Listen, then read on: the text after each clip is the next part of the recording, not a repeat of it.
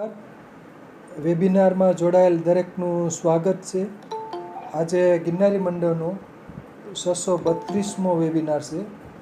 વક્તા છે લુણીધારના શાસ્ત્રી શ્રી સંજયભાઈ વ્યાસ સાહેબ, જેઓ આપણને આજે કાલસર્પ યોગ કારણ અને નિવારણ ભાગ 1માં કાલસર્પ યોગ વિશે માહિતી આપશે. શ્રી સંજયભાઈ વ્યાસ સાહેબ. શ્રી સંજયભાઈ વ્યાસ સાહેબને વિનંતી કે તેઓ પોતાનું વક્તવ્ય હવે શરૂ કરી શકે છે. નમસ્કાર સાહેબ. જય ધન્વંતરી. વાલા શ્રોતા બંધુઓ, આપના આજના વક્તાના વિષયે આપનો કોમેન્ટ બોક્સમાં પ્રતિભાવ આપશો તો આજના વક્તાશ્રીને પુનઃ પ્રકાશન અને પુનઃ વક્તવ્ય આપવામાં ઉત્સાહ વધશે એ અપેક્ષાએ પુનઃ પ્રાર્થના કે આપને આજના વક્તવ્ય વ્યાજબી અને યોગ્ય લાગ્યું હોય તો અવશ્ય કોમેન્ટ કરશો જી. નમ્ર પ્રાર્થના. નમસ્કાર સાહેબ. જય ધન્વંતરી. હરિ ઓમ. શ્રી ગણેશાય નમઃ. શ્રી કાલપુરુષાય નમઃ. શ્રી ધન્વંતર્યે નમો નમઃ.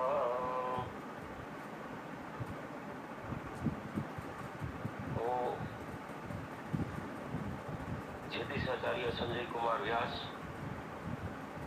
આજે ગિરનારી મંડળના 632મા વેબિનારમાં કુંડળીની અંદર બનતા કાલસર્પ દોષ અથવા તો કાલસર્પ યોગ એનું કારણ અને નિવારણ આ વિશે આપણે આજે ચર્ચા કરવા માંગીએ છીએ. રાહુતઃ કેતુ મધ્યે આગચ્છન્તિ યદા ગ્રહા કાલસર્પસ્તુ યોગોયં કથિતં પૂર્વસૂરિભિઃ. અર્થાત કોઈ પણ જાતક એટલે વ્યક્તિ એના જન્મ સમયે જન્મ કુંડળીની અંદર બધા જ ગ્રહો રાહુ અને કેતુ ગ્રહની વચ્ચે આવી ગયેલા હોય તો એને કાલસર્પ દોષ અથવા તો કાલસર્પ યોગ કહેવામાં આવે છે. કાલસર્પ શબ્દ જે છે એ કાલ અને સર્પ આ બે શબ્દોથી બન્યો છે. રાહુ એટલે કાળ અને કેતુ એટલે સર્પ. અને આનો એક બીજો અર્થ પણ એ થાય છે કે રાહુ એટલે સર્પનું મુખ, સાપનું મોઢું, અને કેતુ એટલે સર્પની પૂંછ. જ્યારે સૂર્યાદિ 7 ગ્રહો આ રાહુ અને કેતુ જે ગ્રહો છે એની વચ્ચે આવી જાય ત્યારે કાલસર્પ દોષ અથવા તો કાલસર્પ યોગ બને છે. રાહુ કેતુ ગ્રહના કારણે પૂર્વ જન્મના કર્મના ફળ જે છે એ આ જન્મમાં ભોગવવા પડે છે. રાહુને સર્પના પ્રતિનિધિ માનવામાં આવે છે અને કેતુને સર્પના પ્રતીક માનવામાં આવે છે. એટલે જ રાહુ પ્રધાન જે કોઈ વ્યક્તિ હોય એ સર્પથી ડરતા હોય છે. એને સપનામાં નાગના દર્શન થાય, હાલતા ચાલતા સર્પ એટલે કે નાગ દેખાય તો આ નાગ એટલે કોણ, આ સર્પ એટલે કોણ? જ્યોતિષ શાસ્ત્રની અંદર 9 ગ્રહ આપણે બતાવેલા છે. જ્યોતિષ શાસ્ત્રમાં આકાશ મંડળની અંદર તો અગણિત ગ્રહો રહેલા છે, અગણિત નક્ષત્રો રહેલા છે, પણ જ્યોતિષ શાસ્ત્રની અંદર 9 ગ્રહો જે છે બતાવેલા છે ફળાદેશની અંદર. એમાં રાહુ અને કેતુ જે છે એ એને પાત બિંદુ એટલે કે છાયા ગ્રહનું સ્થાન આપવામાં આવ્યું છે. કુંડળીમાં રાહુ અને કેતુ સામ સામે બેઠા હોય છે, જેને નાગ એટલે કે સર્પ, સાપનું પ્રતીક માનવામાં આવે છે. આ રાહુ કેતુની વચ્ચે સૂર્ય સહિત સૂર્ય, ચંદ્ર, મંગળ, બુધ, ગુરુ, શુક્ર અને શનિ આ 7 ગ્રહો જો આવી જાય ત્યારે જાતકની કુંડળીની અંદર સંપૂર્ણ કાલસર્પ યોગનું નિર્માણ થાય છે. જેની કુંડળીમાં કાલસર્પ દોષ હોય એવી વ્યક્તિ સ્વકાજે નહીં પરંતુ પરકાજે જીવતી હોય છે. મતલબ કે એ વ્યક્તિ જે હોય એને પોતાને સુખ નથી મળતું, પણ પરકાજે એટલે કે બીજાની સેવા કરવાથી એને સુખની પ્રાપ્તિ થાય છે. એટલે કે આ યોગ જે છે એમાં ઉત્પન્ન થતું દુઃખ જે છે એનાથી દૂર થાય છે. જેની કુંડળીમાં આ યોગ હોય તેના જીવનમાં સુખ દુઃખ, કડકો છાંયડો, ચડાવ ઉતાર અને સતત સંઘર્ષ આવતા રહે છે. આખું જીવન દુઃખ અને કષ્ટમય એ વિતાવે છે. નિર્ધનતા, રોગ, સંતાનનો પ્રશ્ન, મહેનત કરવા છતાંય ઓછી આવક થાય અથવા તો ઓછું ફળ મળે. ટૂંકમાં કહેવાનો મતલબ એટલો કે શારીરિક, માનસિક અને આર્થિક આ ત્રણેય પ્રકારની મુશ્કેલીઓ એ પોતાના જીવનમાં અનુભવે છે. કાલસર્પ યોગને અતિ અશુભ યોગ માનવામાં આવે છે. અને જેની કુંડળીમાં કાલસર્પ યોગ હોય અને બીજા ગ્રહો સકારાત્મક ઉર્જાથી ભરપૂર હોય, એટલે કે સારા સ્થાનમાં હોય, ઉચ્ચના હોય, બળવાન હોય, તો આવા જાતકોને કાલસર્પ યોગ હોય છતાં પણ એ ઉચ્ચ હોદ્દા ઉપર બિરાજમાન થાય છે. અથવા તો રાજનેતા, રાજકીય પુરુષ, અથવા તો કઈ ન બની શકે તો સંસારની અંદર, સમાજની અંદર પોતે માન, પ્રતિષ્ઠા, કીર્તિ આવું બધું એ મેળવે છે. કાલસર્પ યોગ જે છે એને અશુભ જરૂર બતાવ્યો છે, પરંતુ જો બીજા ગ્રહો બળવાન હોય તો આ જ યોગ જે છે એ ઉત્તમ અને સારું ફળ આપે છે.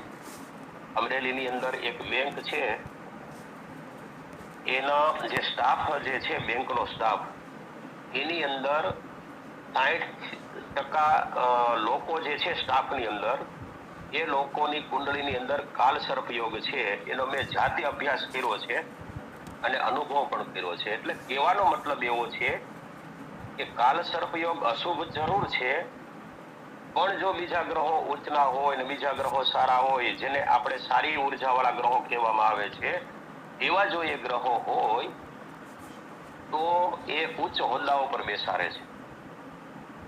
ઘણા બધા એના સારા ફળ પણ કાલસર્પ દોષ આપે છે.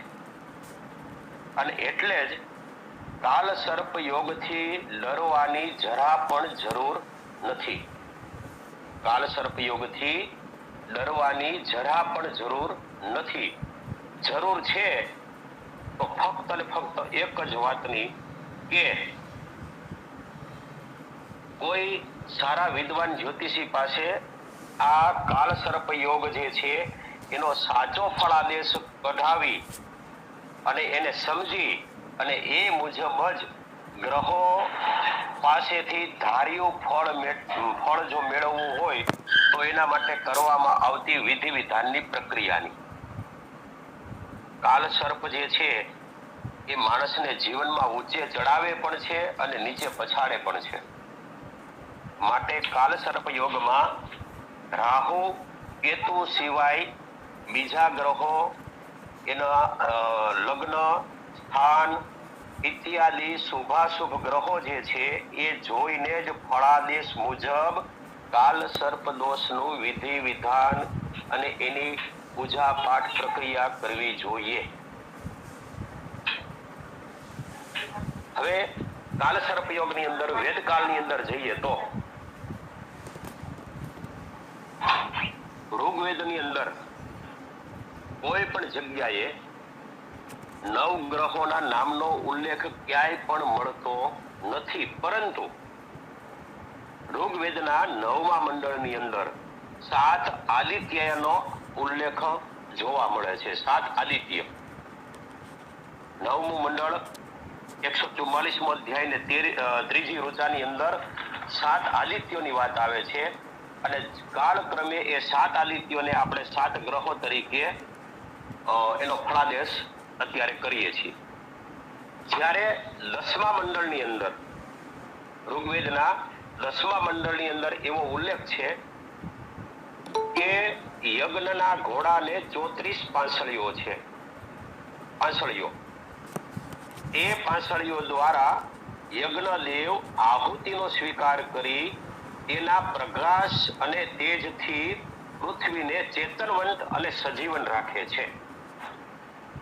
ઋગ્વેદ 10મું મંડળ 55મો અધ્યાય ને 4થી ઋચા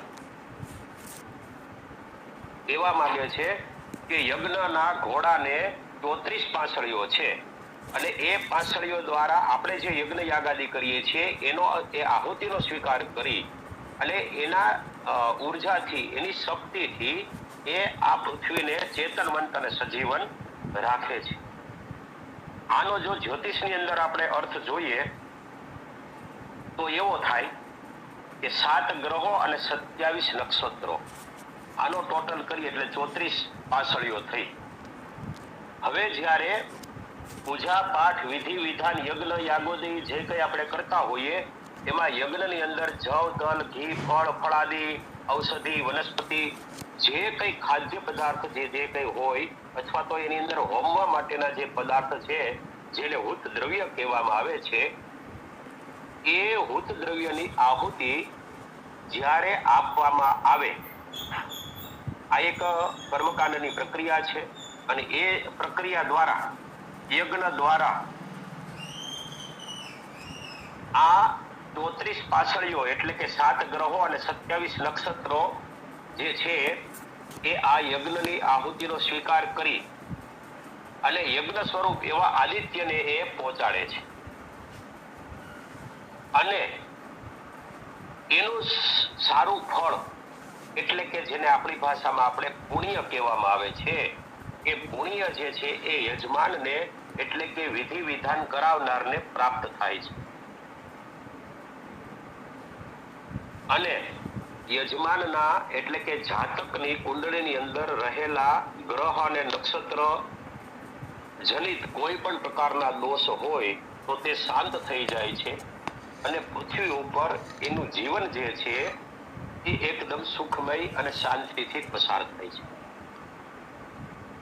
યાજ્ઞવલ્ક ઋષિ જે છે એને સૌ પ્રથમ ગ્રહ અને નક્ષત્રને દેવનું સ્વરૂપ આપ્યું છે, અને ત્યાર પછી તેમની પૂજા વિધિ વિધાન ઇત્યાદિનું વિસ્તૃત વર્ણન કર્યું છે, જેને આપણા ધર્મશાસ્ત્રોએ માન્યતા આપી છે.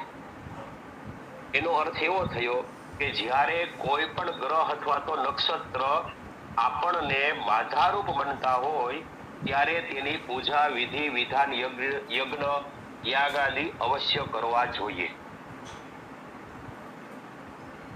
કાલ સર્પ દોષ જેનાથી નિર્માણ થાય છે એ રાહુ અને કેતુ કોણ છે?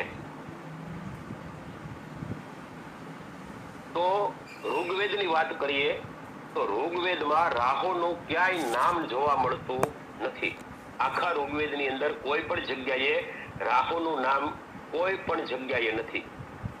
ત્યાં એક નામ બતાવેલું છે, સ્વરભાનુ નામના અસુરનો એક ઋગ્વેદની અંદર સ્વરભાનુ નામના અસુરનો ઉલ્લેખ આવે છે. હવે સ્વરભાનુનો અર્થ સંસ્કૃતની અંદર જો જોઈએ તો એવો થાય કે સૂર્ય પ્રકાશને રોકનાર. આમ વેદકાળનો આ સ્વરભાનુ અસુર તે વર્તમાન જ્યોતિષમાં રાહુ તરીકે ઓળખાય છે. ત્યારબાદ અથર્વવેદ જે છે એમાં રાહુના નામનો ઉલ્લેખ જોવા મળે છે. અથર્વવેદ 10મું મંડળ 9મો અધ્યાય અને 19મી ઋચા. અને રાહુનું નિવાસ સ્થાન જે છે એ શિશુમાર ચક્રમાં બતાવેલું છે. જ્યોતિષ શાસ્ત્રની અંદર ઘણા બધા ચક્રો છે. એમાં મુખ્ય ચક્ર જે કોઈ હોય તો એ શિશુમાર ચક્ર, યોગિની ચક્ર અને કાલ ચક્ર બતાવેલું છે. તો એમાં આ રાહુ જે છે એનું નિવાસ સ્થાન જે છે એ શિશુમાર ચક્રની અંદર બતાવ્યું છે. ત્યારબાદ રામાયણની અંદર, એટલે કે રામાયણનો જે કાળ હતો એ રામાયણ કાળની અંદર રાહુનો ઉલ્લેખ જોવા મળે છે.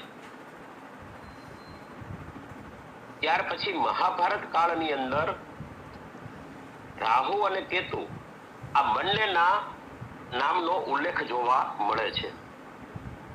બૃહદ જાતક, બૃહદ પારાશરી, કુલદીપિકા, અમરકોશ ઇત્યાદિ જે આ જ્યોતિષના ગ્રંથો છે એમાં રાહુ અને કેતુનો પાપ ગ્રહ તરીકે ઉલ્લેખ જોવા મળે છે. આમ રાહુ અને કેતુ એ ગ્રહો નથી, પરંતુ પાત બિંદુઓ એટલે કે છાયા ગ્રહો તરીકે એને આપણે ઓળખીએ છીએ. એનો ઉલ્લેખ જોવા આપણને મળે છે. છાયા ગ્રહો એટલે શું? તો કે દેખાતા નથી, એને અંધારિયા ગ્રહ કહેવામાં આવે છે. તમસ એટલે અંધારામાં રહેનાર, અંધારિયા ગ્રહ. દેખાતા નથી એનો મતલબ કે નરી આંખે જોઈ શકાતા નથી. બીજા બધા ગ્રહોને આપણે જોવા હોય તો આકાશમાં નજર કરીએ તો આપણને ગ્રહો જોવા મળશે. નરી આંખે પણ આપણે ક્યારેક ક્યારેક જો સ્થિર દ્રષ્ટિ માંડીશું તો આપણને જોવા મળશે. અને પેલું દૂરબીન કે આ ઇત્યાદિ જે કંઈ હોય અત્યારના ઘણા બધા સાધનો વિકાસ પામ્યા છે એ દ્વારા પણ આપણે બધા ગ્રહોને જોઈ શકીએ છીએ. પણ રાહુ અને કેતુને નરી આંખે જોઈ શકતા નથી. એટલા માટેથી એ બંનેને તમસ એટલે કે અંધારિયા ગ્રહો તરીકે ઓળખવામાં આવે છે. હવે ચંદ્રની કક્ષાએ ક્રાંતિ વૃત્તને બે છેડાથી આ જે બે ગ્રહો જે છે એ છેદે છે. મતલબ કે ચંદ્રનું ભ્રમણ જે છે એ સૂર્યના ક્રાંતિ વૃત્તને ઉત્તર અને દક્ષિણ બંને બાજુથી છેદે છે. આ છેદ બિંદુ એટલે રાહુ અને કેતુ. દેખાતા નથી છતાં પણ જ્યારે સૂર્ય અને ચંદ્રનું ગ્રહણ કરે છે ત્યારે તેનું સ્વરૂપ રહસ્યમય અને અતિ ભયંકર અને ઘાતકી બની જાય છે. આમ રાહુના ગુણ દોષ જે છે એ શનિ જેવા બતાવવામાં આવ્યા છે અને કેતુના ગુણ દોષ જે છે એ મંગળ સમાન બતાવવામાં આવ્યા છે. પરંતુ ફળાદેશની અંદર રાહુ કેતુ અને શનિ મંગળના ગુણ દોષમાં તફાવત જોવા મળે છે. પારાશર સ્મૃતિ એમાં 12 ગ્રહોનો ઉલ્લેખ જોવા મળે છે, જેને કુંડળીના 12 ભાવો સાથે વણી લીધા છે. સૂર્ય, ચંદ્ર, મંગળ, બુધ, ગુરુ, શુક્ર અને શનિ આ 7 ગ્રહો દેખાય છે. જ્યારે બીજા 5 ગ્રહો છે એ અદ્રશ્ય એટલે કે દેખાતા નથી, નરી આંખે જોઈ શકાતા નથી. એ 5 ગ્રહોમાં રાહુ, કેતુ, ધૂમ એટલે અત્યારની ભાષામાં એને યુરેનસ કહેવામાં આવે છે અને પૌરાણિક ભાષામાં એને હર્ષલના નામથી ઓળખવામાં આવે છે. પછી પરિવેશ એટલે કે નેપચ્યુન અને પૌરાણિક ભાષામાં એને વરુણ તરીકે ઓળખવામાં આવે છે. અને ઇન્દ્રધનુષ જેને યમ અથવા તો પ્લુટોના નામથી ઓળખવામાં આવે છે. આ 5 ગ્રહો જે છે એ અદ્રશ્ય છે એટલે કે નરી આંખે જોઈ શકાતા નથી. પરંતુ જ્યોતિષ શાસ્ત્રની અંદર 9 ગ્રહોની જ ગણતરી થાય છે. યુરેનસ, નેપચ્યુન, પ્લુટોની ગણતરી થતી નથી. પરંતુ અપવાદ રૂપે વર્તમાન જ્યોતિષ સમયમાં અમુક વિદ્વાન જ્યોતિષીઓ જે છે એ આ 3 ગ્રહોનું પણ ફળકથન કરે છે. અત્યારે હવે વિજ્ઞાન અને જ્યોતિષ શાસ્ત્ર ઘણું બધું આગળ વધી ગયું છે જેમ પહેલા 7 ગ્રહોનો ફળાદેશ થતો હતો, પછી પૌરાણિક કાળની અંદર બીજા 2 ગ્રહો એની અંદર ભળ્યા, રાહુ અને કેતુ, એટલે 9 ગ્રહોનો ફળાદેશ થવા માંડ્યો. હવે અત્યારનું જે સાયન્સ જે છે એટલું આગળ વધી ગયું છે, આપણી પાસે એટલા સાધનો આવી ગયા છે કે જેથી કરીને આપણે બીજા 3 ગ્રહોનો પણ ફળાદેશ કરી શકીએ છીએ. એ 3 ગ્રહોનો ગુણ દોષ જે છે એ આપણે જોઈ અને ફળાદેશ કરી શકીએ છીએ. એટલા માટેથી અમુક વિદ્વાન જ્યોતિષીઓ જે છે એ 9 ગ્રહોની સાથે આ 3 ગ્રહોમાં ખાસ કરીને અત્યારે યુરેનસનું તો કરે જ છે. તો આ પ્રમાણે 9 ગ્રહોની સાથે આ બીજા ગ્રહોનો પણ ફળાદેશ કરે છે, પણ એ અમુક લોકો જ કરે છે અને એ માઇનોર હોય છે. બહુ એટલી બધી આપણા જીવન ઉપર બહુ અસર એની એટલી બધી પડતી નથી. આ 3 ગ્રહોની અસર પ્રકૃતિ ઉપર અને સૃષ્ટિ ઉપર વધારે થાય છે. તો રાહુનો જન્મ જે છે એ ભરણી નક્ષત્રમાં થયો છે અને ભરણી નક્ષત્ર જે છે એ ઉગ્ર અને અધોમુખ બતાવ્યું છે. રાહુ જે છે સિંહિકાનો પુત્ર છે, આસુરી તત્વનો અધિપતિ, રહસ્યમયી અને રંગીન મિજાજનો છે અને સદા ક્રોધી રહેનાર છે. પેથીરસ ગોત્ર અને શુદ્ર વર્ણ છે એનું.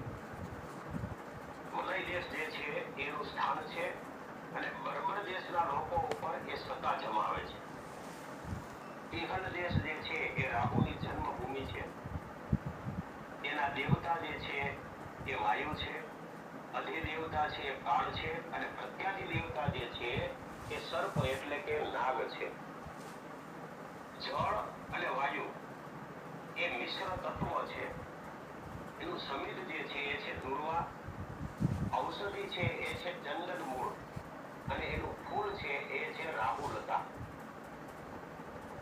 રાહુનું નૈવેદ્ય જે છે એ છે ગોળ ચોખા અથવા ખીચડી. ગોળ ને ચોખા, રાંધેલા ચોખા હોય, ભાત, આપણી ભાષામાં ભાત કહેવામાં આવે છે. એ ભાત અને ગોળ ભેગા કરો એટલે ગોળ ચોખા એનું નૈવેદ્ય છે, અથવા તો ખીચડી એ પણ એનું નૈવેદ્ય છે. અને રાહુનું વાહન સિંહ અથવા વાઘ બતાવવામાં આવ્યું છે. હવે એની ગ્રહ પીડા, રાહુની પીડા જે છે, ગ્રહની પીડા એ કેવી છે તો કે ભૂત, પ્રેત અને પિશાચ આ 3 ઉપર એનું અધિપત્ય છે, એટલે કે ગ્રહ પીડા એના દ્વારા ઉત્પન્ન થાય છે. જો કોઈ વ્યક્તિના 5મા સ્થાનમાં રાહુ હોય તો સંતાન બાબત તકલીફ પડે, સંતાનની પ્રાપ્તિ થાય નહીં.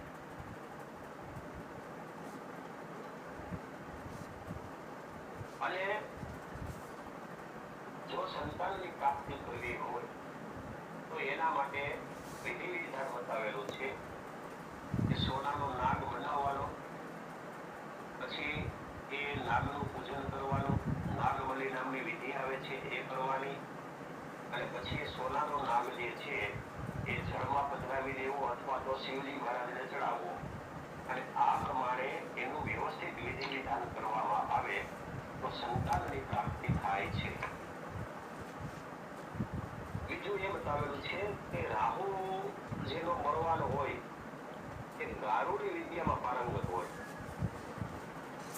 અને જો રાહુ નબળો હોય અથવા તો કષ્ટદાયક હોય કોઈને તો એના માટે એવું કહેવામાં આવે છે કે સતત શિવ અભિષેક કરવું, શંકર ભગવાનને જલાભિષેક કરતા રહેવું, અથવા બ્રાહ્મણને પગે લાગવાથી રાહુ શાંત થાય છે. આ વાત થઈ આપણે રાહુ બાબતની. હવે આવે છે કેતુ. તો કેતુ જે છે એનો જન્મ છે એ આશ્લેષા નક્ષત્રમાં થયો છે.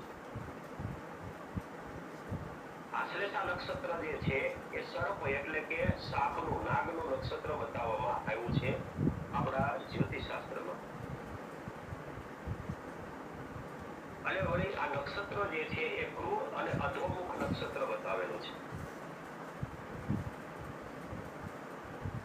કોઈ વ્યક્તિનું ભરણી નક્ષત્ર અથવા આશ્લેષા નક્ષત્રમાં જન્મ થયો હોય અથવા તો જે કોઈ વ્યક્તિનું જન્મ નક્ષત્ર ભરણી અથવા આશ્લેષા આવતું હોય તેમણે નક્ષત્ર શાંતિ અવશ્ય કરાવવી જોઈએ. અન્યથા જેવું કાળ સર્પ દોષનું ફળ મળે છે એવું જ આ નક્ષત્રનું પણ ફળ ભોગવવા મળે છે. કેતુ જે છે એ જૈમિની ગોત્રનો વર્ણશંકર ગ્રહ બતાવ્યો છે. એની જન્મભૂમિ છે એ અંતર્વેદી છે. મધ્ય દેશના લોકો ઉપર કેતુની સત્તા રહેલી છે. દેવતા આકાશ, અધિદેવતા ચિત્રગુપ્ત અને પ્રત્યાધિ દેવતા કેતુના પ્રત્યાધિ દેવતા જે છે એ બ્રહ્મા છે. કેતુનું સમિધ જે છે એ દર્ભ એટલે કે ડાભણો છે. ઔષધિ મૂળ અશ્વગંધા છે અને એનું ફૂલ જે છે એ મોકળવેલનું બતાવેલું છે. નૈવેદ્યની અંદર કેતુ મહારાજ ખીચડી આરોગ્ય છે અને એનું વાહન જે છે એ કપોત એટલે કે કબૂતર માનવામાં આવ્યું છે. અને કેતુની ગ્રહ પીડા જે છે એ છે ખવીસ. કેતુ જે છે એ તેજ તત્વનો ગ્રહ હોવાથી સતત પરિવર્તનશીલ ગ્રહ માનવામાં આવ્યો છે.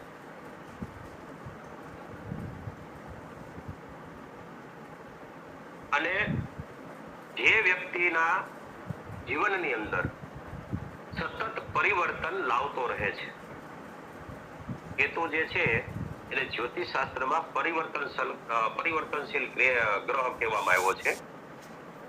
અને જો કોઈનો કેતુ નબળો હોય તો એના જીવનની અંદર એ જાતકના એ વ્યક્તિના જીવનની અંદર સતત પરિવર્તન આવતું રહે છે. હવે જો પાંચમા ભાવની અંદર કોઈને કેતુ હોય અને સંતાન મૃત્યુ પામતા હોય અથવા તો મૃત સંતાન જન્મતા હોય અથવા ગર્ભપાત થઈ જતો હોય અથવા સંતાન પોતાની આજ્ઞા માનતા ન હોય, કહ્યું માનતા ન હોય, ખરાબ સંગતમાં પડી ગયા હોય, સંતાનની પ્રગતિમાં જો અવરોધ આવતો હોય, ભણવામાં સંતાન નબળા રહેતા હોય તો ધ્વજનું દાન કરવું. ધજા અર્થાત મંદિરો ઉપર ધજા ચડાવવી. બ્રાહ્મણોને બ્રહ્મ ભોજન કરાવવાથી કેતુ શાંત રહે છે. કેતુ જે છે એ ધ્વજાનું પ્રતીક માનવામાં આવ્યો છે અને મંદિરો ઉપર ને જે ધ્વજાઓ રહેલી છે એને કેતુનું પ્રતીક માનવામાં આવે છે આપણા શાસ્ત્રની અંદર. અને એટલા માટેથી જ કીધું છે કે જે કોઈ પણ વ્યક્તિનો કેતુ ગ્રહ નબળો હોય, ખરાબ હોય તો એને મંદિરો ઉપર શક્ય હોય ને એટલી ધજાઓ ચડાવવી અને બ્રાહ્મણોને બ્રહ્મભોજન કરાવવું, જેથી કરીને કેતુ શાંત રહે છે. જેમ આ રાહુ કેતુની વાત કરી છે એવી જ રીતે રાહુ કેતુની અંદર રાહુના ફળાદેશની અંદર કરાલતાની ભયાનકતા જે છે એની સાથે સાથે અભયદાન આપવાની ક્ષમતા પણ રહેલી છે. રાહુમાં ગુણ અને દોષ બંને છે. દોષ એનો એ છે કે જેટલો ભયાનક છે, કરાલતા રહેલી છે, એનામાં કાળ તત્વ રહેલું છે, એમ એનો એક ગુણ પણ છે કે એ અભયદાન આપે છે. અને કેતુ જેનો બળવાન હોય, અતિ બળવાન હોય, અને એની સામે કેતુના ફળાદેશમાં અગ્નિશિખાની કલાઈ એટલે કે છાયા સાથે મોક્ષ ગતિ આપવાની ક્ષમતા રહેલી છે. કેતુ મોક્ષનો કારક ગ્રહ પણ બતાવવામાં આવે છે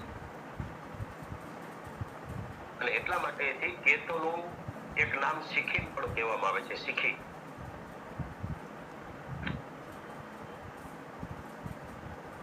આ જે બે પાટ બિંદુઓ છે એટલે કે જે છાયા ગ્રહો જે છે એ જો સૂર્ય અને ચંદ્ર જેવા ગ્રહોને પણ જો હંફાવતા હોય, એની સાથે પણ જો સંતા કોકડી રમતા હોય તો આપણા જેવા માનવીનું શું બચવું કે એની સાથે ટક્કર ઝીલી શકીએ. રાહુ અને કેતુ જે છે એ ગુપ્ત શત્રુની જેમ વ્યક્તિ વ્યક્તિને અર્ધી અવસ્થા એટલે કે 42 વર્ષ સુધી કેળો મૂકતા નથી.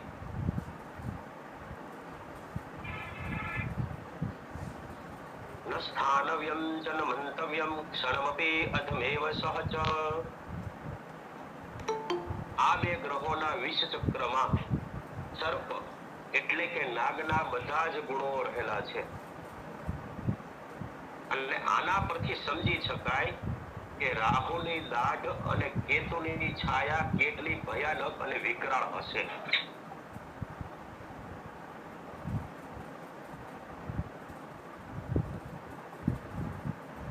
રાહુ કેતુને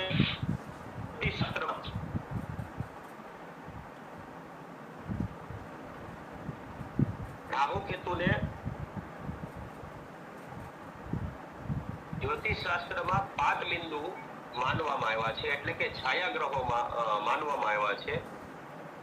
અને ગ્રહ મંડળમાં આ બે ગ્રહો સદા વક્ર ગતિથી એટલે કે સામ સામે રહી સમાંતર રહીને ચાલે છે.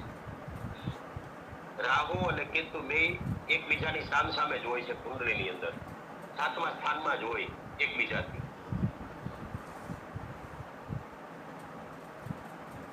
અને સૂર્ય ચંદ્રનો ગ્રાસ એટલે કે ગ્રહણ કરી અને પૃથ્વી ઉપર તેમજ જેની કુંડળીની અંદર ગ્રહણ યોગ હોય એવા વ્યક્તિના જીવનમાં તમસ એટલે કે અંધારું ફેલાવી દે છે. આ બંને ગ્રહો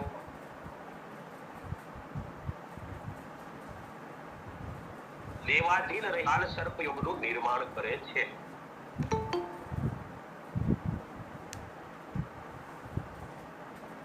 તેમજ આ રાહુ કેતુ નો જે કાલસર્પ યોગ બને છે અથવા તો સૂર્ય ચંદ્ર રાહુ કેતુ સાથે રહીને જે ગ્રહણ યોગ બને છે એના કરતા પણ ખતરનાક અને અતિ દારૂણ મહા અનિષ્ટ કાળ એવા વ્યતિપાત મહાપાત યોગ અને વૈધૃતિ મહાપાત યોગનું પણ આ બે ગ્રહો નિર્માણ કરે છે.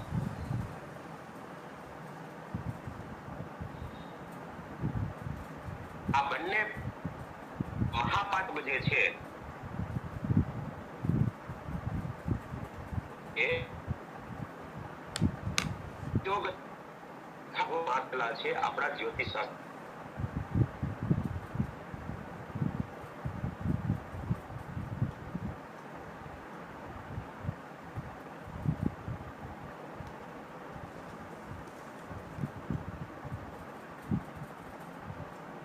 જેને સાંજે મહાપાત યોગ ઉત્પન્ન થાય છે. પંચાંગ જે હોય એની અંદર આ વ્યતિપાત મહાપાત અને વૈષ્ણિ મહાપાત નો ઉલ્લેખ બતાવેલો છે. પંચાંગ આપણે જોઈએ ને તો એ જ્યારે સૂર્ય અને ચંદ્રની ક્રાંતિ એટલે કે ચાંદ્ર ક્રાંતિ જ્યારે ત્યારે આ બે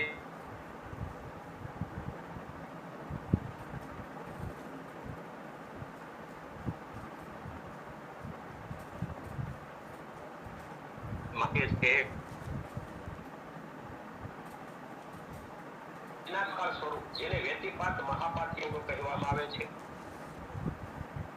અને બીજું છે અતિકાળ સ્વરૂપ જેને વૈધૃતિ મહાપાત યોગ પણ કહેવામાં આવે છે.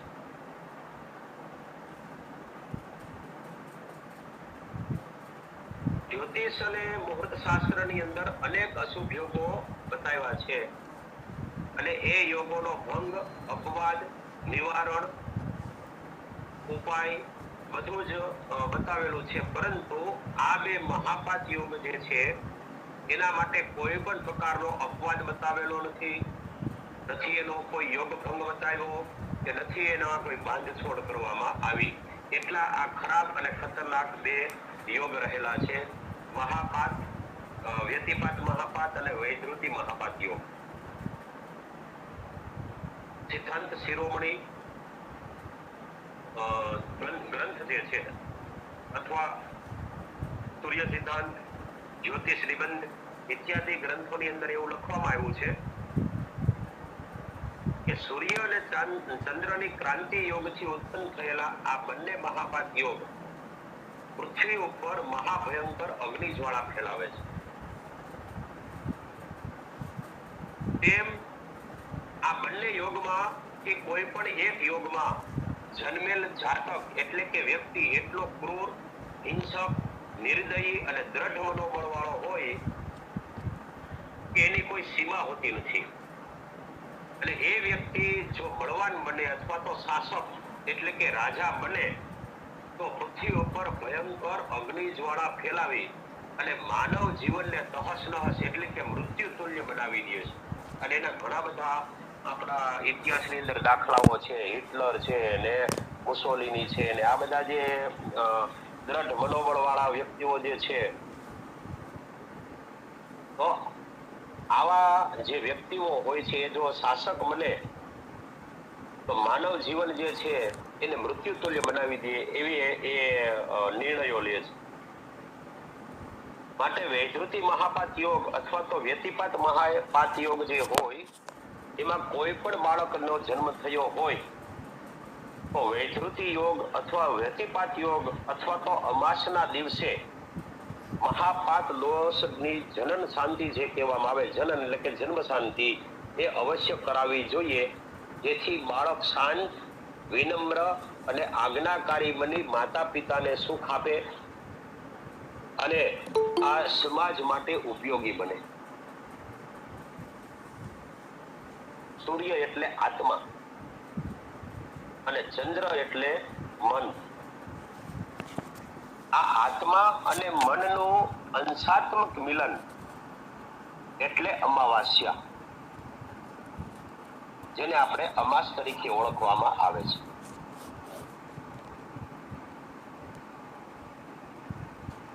જ્યારે કુંડળી હોય અને એમાં અમાસની કુંડળી જોવામાં આવે ને તો અમાસની કુંડળી અંદર તમારે ચેક કરવું હોય તો જોવું કે સૂર્ય અને ચંદ્ર બે સાથે જ બેઠા હોય, બેયની યુતિ હોય. સૂર્ય ચંદ્ર સાથે હોય એટલે સમજવાનું કે અમાસ આવી, અને સૂર્ય અને ચંદ્ર સામસામે હોય એટલે સમજવાનું કે પૂનમ આવી. તો અમાસના 3 પ્રકાર બતાવેલા છે: શનિવાલી, કુહુ અને દર્શ અમાસ. આમ રાહુ કેતુ જનિત અશુભ યોગ એટલે કે કાલસર્પદ યોગ, ગ્રહણ યોગ, એનું શાંતિ વિધાન જે છે એ અમાસમાં જો કરવામાં આવે તો અતિ શુભ અને શીઘ્ર ફળ પ્રાપ્ત થાય છે. એટલે જીવન જે છે એ સુખમય પસાર થાય છે. હવે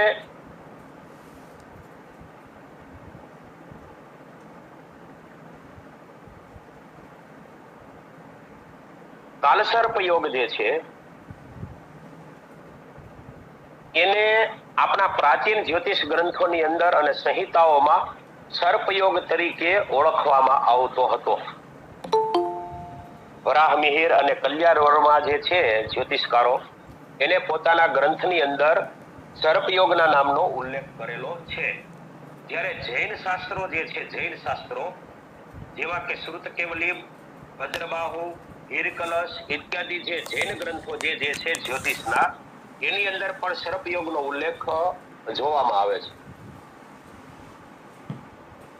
ત્યારબાદ આ યોગ ઉપર કાલસર્પ દોષ જે છે, કાલસર્પ યોગ જે છે એની ઉપર વિદ્વાનોએ ઘણું બધું સંશોધન કર્યું અને અત્યારે પણ ચાલે છે.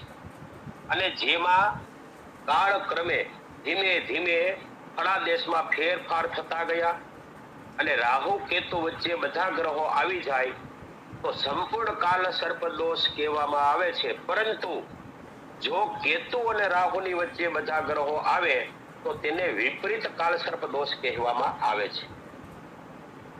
જો કે આ વિપરીત કાલ સર્પ યોગ જે છે એમાં પણ હજી સંશોધન ચાલુ છે. અને જેની કુંડળીમાં કાલ સર્પ દોષ બનતો હોય અને બીજા ગ્રહો મળવાન હોય તેવા જાતકોને રાહુની મહાદશા કે અંતરદશામાં કાલ સર્પ દોષનું અશુભ ફળ જે છે એ અચૂક ભોગવવું પડે છે. એમાં જ કાળ સર્પદોષ હોય અને જો બીજા ગ્રહો બળવાન હોય અને કઈ અસર ન થાય તો શનિની પનોતી ચાલુ થાય તો થોડી ઘણી અસર થાય, ત્યારે પણ એને એનું અશુભ ફળ થોડું ઘણું ભોગવવું પડે છે. કાળ સર્પદોષ વાળી કુંડળીમાં જો રાહુ પ્રથમ ભાવમાં એટલે કે લગ્ન સ્થાનમાં, ત્રીજા ભાવમાં, 9મા ભાવમાં કે 11મા ભાવમાં આમાંથી કોઈ પણ એક ભાવમાં હોય તો નુકસાનકારક બને છે. ભાગ્યસ્થાને રહેલો રાહુ આજનો ધનવાન અને કાલનો ભિખારી બનાવે છે. 10મા સ્થાનમાં રહેલો રાહુ જે છે એ કોઈ પણ વ્યક્તિને ઉચ્ચ અધિકારી બનાવે છે અને એટલે બધે ઊંચે ચડાવ્યા પછી કોઈ પણ ઉચ્ચ અધિકારી કે નામાંકિત વ્યક્તિ હોય એટલે સમય આવે ત્યારે રસ્તે રઝળતો પણ કરી દે છે. 5મા સ્થાને રહેલો રાહુ સંતાન સુખમાં ઉણપ આપે છે અથવા તો સંતાન બાબતમાં તકલીફ આપે છે. આ યોગમાં રાહુ અથવા કેતુ સાથે જો ચંદ્ર હોય તો કાળ સર્પ યોગની સાથે સાથે ગ્રહણ યોગ પણ બને છે, જે જાતકને બધી બાબતોમાં અડચણ, અંતરાય, વિઘ્ન નાખે છે અને અતિ અશુભ ફળ આપે છે. આ મુજબ કાળ સર્પ દોષ જે છે એનું મહત્વની વાત એટલે કે એક પગથિયું જેને કહેવામાં આવે એ પહેલો ભાગ જે છે એ આપણે જે અહીંયા પૂરો કરીએ છીએ. હવે જ્યારે મિત્તલિયા સાહેબ બીજી વાર મતલબ બીજો ભાગનું જે પ્રવચન ગોઠવે મતલબ વેબિનાર ગોઠવે ત્યારે આપણે પાછા કાળ સર્પ દોષના પ્રકારો જે છે કે કેટલા પ્રકારના કાળ સર્પ દોષ બને છે, તેનું શું ફળ પ્રાપ્ત થાય છે અને એનો ઉપાય, ઘરગથ્થુ ઉપાય, વિધિ વિધાન સિવાયનો ઉપાય જેને કહેવામાં આવે એ ઉપાય શું છે એ આપણે બીજા ભાગની અંદર જોઈશું. અસ્તુ. જય ધન્વંતરી. બધાને જય જયથી નમસ્કાર. જય ધન્વંતરી, જય ધન્વંતરી.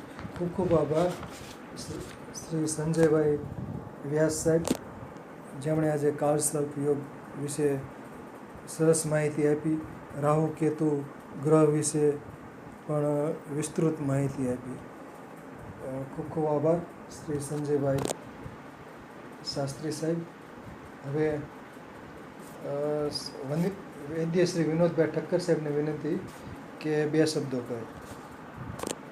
ઠક્કર સાહેબ.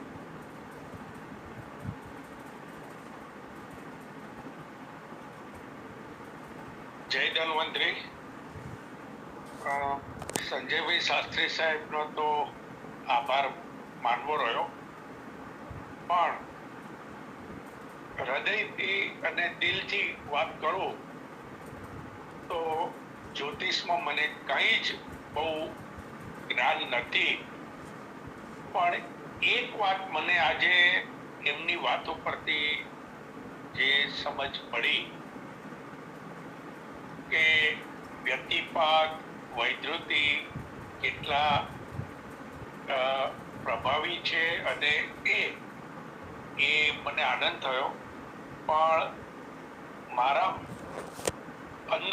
અંતરાત્માથી મને જ્યોતિષમાં બહુ નથી, આમ વિશ્વાસની વાત નથી, પણ એનો જ્ઞાનનો અભાવ છે, એટલે હું વધારે વક્તવ્ય બારામાં અથવા તો એના બારામાં પ્રકાશ નથી પાડી શકતો, એટલે ક્ષમા ચાહું છું. અસ્તુ.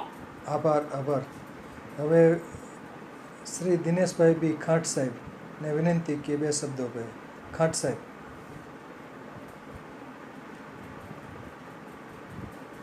ખાંટ સાહેબ અનમ્યુટ થઈ. હા, બોલો ખાંટ સાહેબ.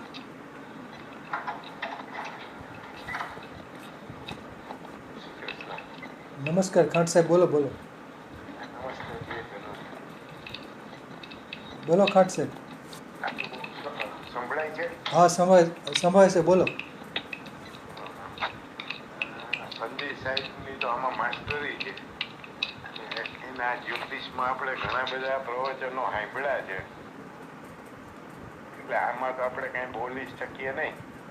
પણ છતાં જે એના પ્રવચન ઉપરથી આપને જે આજે આનંદ થયો કે ઘણા રાહુ અને કેતુના નામથી માનસિક રીતે ભયભીત થાય છે, એ આજના વક્તવ્ય ઉપરથી ભયભીત થવાનું માંડી વાળીએ અથવા તો ભય ન લાગે એ ધ્યાનમાં રાખીને જે વક્તવ્ય આપ્યું કે રાહુ કેતુના જે ભય આપણા મગજમાં છે એ નીકળી જાય, એના માટે આ વક્તવ્ય સાંભળવું ખૂબ જ જરૂરી છે. બીજું કે ગ્રહો નડે એની નડતર છે એ એવા ભયથી માણસો જે જીવે છે એના માટે પણ આ વક્તવ્ય ખૂબ જ સરસ છે. અસ્તુ, ધન્યવાદ સંજયભાઈ શાસ્ત્રી. ધન્યવાદ, આભાર. સરસ. હવે ત્રિપાઠી સાહેબને વિનંતી કે 2 શબ્દો કહે. त्रिपाठी साहिब. बहुत बहुत धन्यवाद सर. संजय भाई शास्त्री साहब को भी बहुत बहुत धन्यवाद. वेदों पुराणों से लेते हुए विविध ज्योतिष शास्त्रों का कहीं न कहीं निचोड़ ले आके उन्होंने प्रस्तुत किया. बहुत ज़्यादा तो मुझे इस चीज़ का ज्ञान नहीं है क्योंकि औपचारिक तौर पे इस चीज़ की विद्या मैंने नहीं पाई. अनौपचारिक तौर पे इंटरेस्ट होने के कारण थोड़ा बहुत समझ में आता है. उस हिसाब से जैसा उन्होंने बताया कि पहला अध्याय है, इसके बाद दूसरा अध्याय होगा, फिर आगे और भी हो सकता है. तो बहुत बढ़िया रहा. कुछ एक जिज्ञासाएं भी हैं जो मैं बाद में पूछता हूँ. धन्यवाद. आभार. डॉक्टर बलदाणिया साहेब, 2 शब्दों को. डॉक्टर बलदाणिया साहेब. डॉक्टर किशोरभाई बलदाणिया साहेब. જય ધન્વંતરી. બોલો. સંજયભાઈ શાસ્ત્રી બહુ સરસ રીતે એના જ્યોતિષી જ્ઞાનના આધારે વક્તવ્ય બદલ એમને અભિનંદન આપીએ અને આભાર માનીએ. સરસ. હવે અશોકભાઈ જાની સાહેબને વિનંતી કે 2 શબ્દો કહે. જાની સાહેબ, અશોકભાઈ જાની સાહેબ.